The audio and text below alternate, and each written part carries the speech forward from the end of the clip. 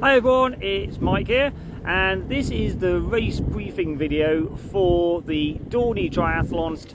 Okay, so what we're going to do is run you through some about what's going to be happening on the day, some of the timings, etc., and then hopefully you're going to be fully prepared to turn up on the day and enjoy your experience. I'm actually here at Dorney right now, and as you can see, it's absolutely gorgeous. You can see the Olympic Bridge there in the background behind me, and this amazing, beautiful lake. Look at that. How gorgeous does that look?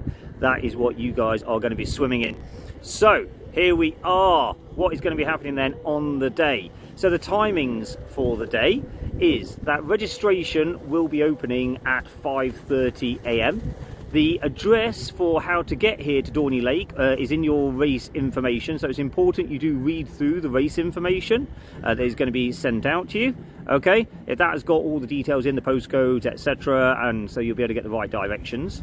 If you are coming by car, then pretty obviously you'll probably be using like Google Maps or satellite sat navs. That will bring you to the right place. Okay, and it's important you come in through the main entrance.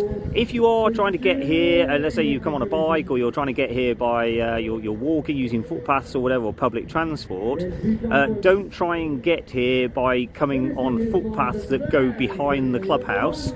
Because actually there's a big fence in the way. There's a big 6-foot high fence, so it's very important you come in through the main entrance, okay, which is it's actually at the other end of the lake. Okay, so the boathouse is down here at this end of the lake where transition is going to be, but it's down at the south end of the lake, but the entrance into the Dorney Lake area is actually at the other end of the lake. It's important that you do come in through that entrance.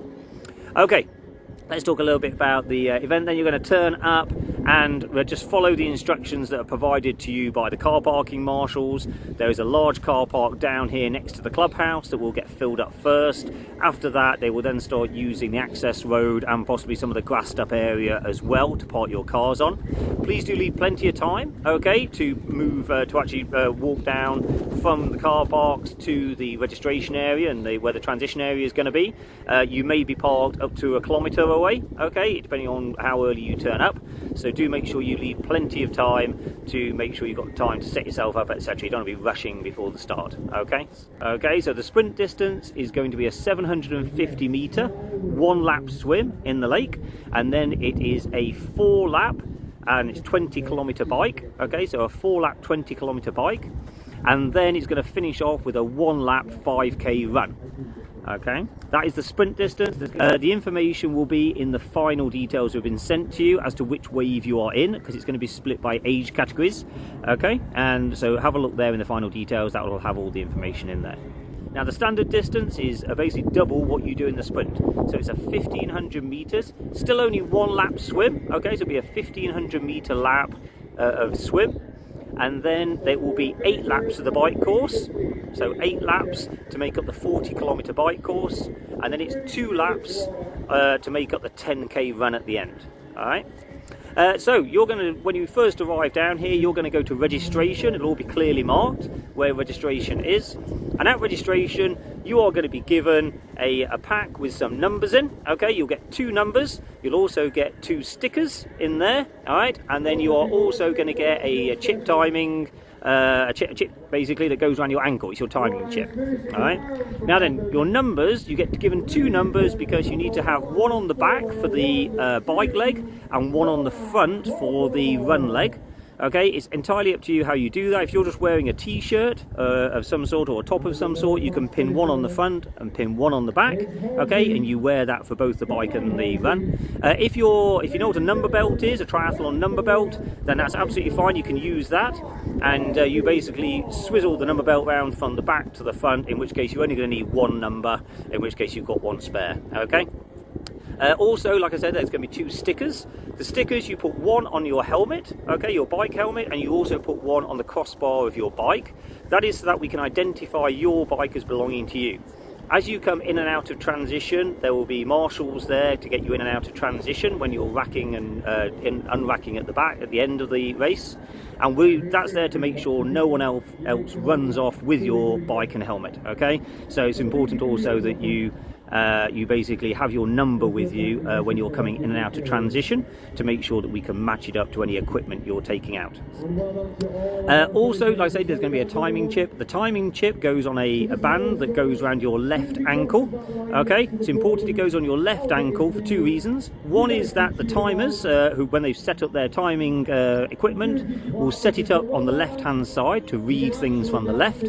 And secondly, if you have it on the right hand side when you're on the bike, that is the side where your chain is and your pedals and all the gears and everything, and there's an increased chance that something can get caught in your chain and cause an accident.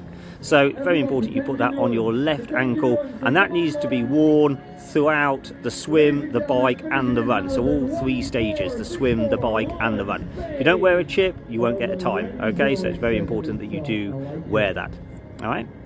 So you're going to get given that stuff. Also at registration, there will be a table there with some marker pens on it, and what we ask is that you write your race number on the back of your left hand. Okay, this is for safety reasons. So in the swim, if we needed to identify you for any reason and you've got a wetsuit on, say, then we'll be able to identify you by the number that is written on the back of your hand. Okay, after you've done that, you're going to go into the transition area and find your racking point in transition. Okay, in the racking area there will be numbered poles. It's quite likely we're going to have two separate transition areas, one for the sprint and one for the standard. Okay, so go to the right area. If you're not sure, ask a marshal, they will point you in the right direction, and then they will also advise you where to go to actually find your spot. There'll all be numbered racking. Okay, so you find your number, and that is where you're going to rack your bike. So when you rack your bike, you will be basically racking it by the seat post. All right, and when you rack it by the seat post, by the saddle, basically, it'll be pointing towards you with the front wheel on the ground. Okay, if everyone does that, and you'll be racking on the side where your number is facing you on the pole. Okay, on the racking pole. So that's how you're going to rack your bike. You're also going to put your helmet there as well, all right, which you're going to be using for the bike, and also any bike shoes and anything you're going to be using for the run, any run shoes, etc. Please don't bring huge bags into transition or huge boxes. There won't be room for that for everybody. So one of the rules we have is that we don't like lots and lots of bags around transition. We will try and make area at the edge of transition for people to put a small bag to keep your transition area clean, your racking area clean, and keep it all nice and tidy. So we'll leave an area space at the side for you to drop your bag into, okay, and that keeps it all nice and tidy for everyone else. So you're going to rack your bike, all right. Then what you're going to do is have a really good look around transition and work out all the routes in and out. It's quite confusing when you come out the swim and you're trying to find your bike. So what I recommend is that you have a good walk through the routes from where the swim comes out to your bike, and then where you're going to go from your bike to the exit of the transition area on the bike. Equally, when you come back in from your bike, how to get back to your transition area. Think of it like a car park at Christmas. It's always difficult to find your car. It's always the same when you're trying to find your racking spot when you come back in off the bike, trying to find where to put your bike back. It has to go back in the same spot, and then you need to then work out how you're going to run out onto the run course. So definitely worthwhile having a little walk through all of those routes so you're comfortable with it. Okay, what else are you going to do? So some of the rules of transition, okay, and how it works, how triathlon works, is that you're not allowed to ride your bike in the transition area. Okay, so there's a mount line and a dismount line. All right, so you must, when in the middle of the race, when you come out the swim, you are going to go to the transition area, and you are then going to find your spot. You must put your helmet on before you touch your bikes. That's another one of the rules that triathlon has. So you must touch your you must put your helmet on before you touch your bike. Then you're going to take your bike to the bike exit, and you must not get on your bike until you've crossed over the mount line. Okay, that'll be clearly marked, and we'll have marshals there waving at you and shouting at you if you try to get on earlier. All right, and if you do get on earlier, they'll make you get back off and carry on until you do actually cross the line. You cross the line, you mount your bike, and then you go off and do your bike leg. When you come back in, there will be a dismount line. You must get off your bike before you get to that dismount line, and then run with your bike or walk with your bike back to your parking spot in the racking spot, rack your bike, and then take your helmet off. You can't take your helmet off or undo your helmet until after you put your bike back. Okay, so it's another one of the rules. Right, so how's it going to operate? Then you've basically racked your bike, you've got it all comfortable, you're ready. You're probably going to be wearing wetsuits, I suspect, for this. The rules on triathlon will depend. They depend upon the water temperature as to whether wetsuits are mandatory or not. Okay, it's quite likely that wetsuits will not be mandatory. Very likely that wetsuits will be optional. All right. If you have got one and you've got one to wear, then I'd recommend wearing one. Okay, it is an open water swim after all. But if you haven't got one, it's fine. Okay, so as long as the water temperature isn't too cold, you can still compete without one. Okay, if you're unsure about that, it's worthwhile checking up on the British Triathlon website. Lots of rules and regulations in there on the British Triathlon website about water temperatures, etc., and wetsuits. Before the swim, you'll be asked to gather near the swim start. The swim start's going to be on a pontoon, next to a pontoon. You'll be asked to walk down the pontoon into the lake. You can see them behind me. There you go, there's the pontoons. All right. You'll be asked to walk down onto those pontoons and then enter into the lake. Okay. We'll give you just a few minutes to acclimatise yourself before the start, if you wish to, just to make sure that you're comfortable with the water temperature. And then we'll line you up behind an imaginary line between the pontoons. Okay. And then we will be setting you off in your wave, so it'll be a wave start.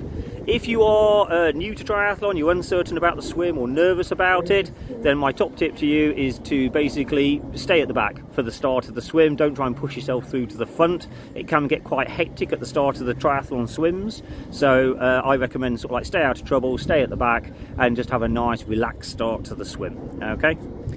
You're going to do the swim course, okay? That'll be marked out with buoys. There will be maps at registration and also in the pack, the race information pack sent to you to mark out the route that will be taken. Like I said, both the sprint and the standard will both be using a 1-lap course. It's just that the standard is twice as far, okay?